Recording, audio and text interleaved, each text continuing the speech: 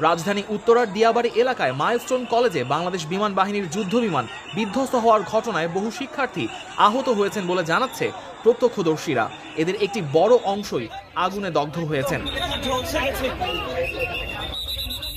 উত্তরা আধুনিক হাসপাতালের জরুরি বিভাগের টিকিট কাউন্টারে কর্মরত রবিউল ইসলাম জানান, দুর্ঘটনার পর যাদের হাসপাতালে আনা হয়েছে তাদের বেশিরভাগই দ্বিতীয় থেকে নবম শ্রেণীর শিক্ষার্থী।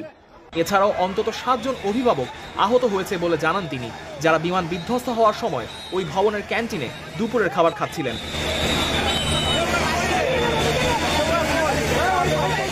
উচ্চ মাধ্যমিক দ্বিতীয় বর্ষের এক শিক্ষার্থী বিকট শব্দে বিমান আছড়ে পড়ার কথা বলে জানান, ছোট ভাইদের চোখের সামনে পুড়তে দেখলাম, দৌড়ে ওদের বাঁচাতে যাই, কিন্তু প্রচন্ড গরম আর ধোঁয়ায় তাদের কাছে যাওয়া অসম্ভব ছিল।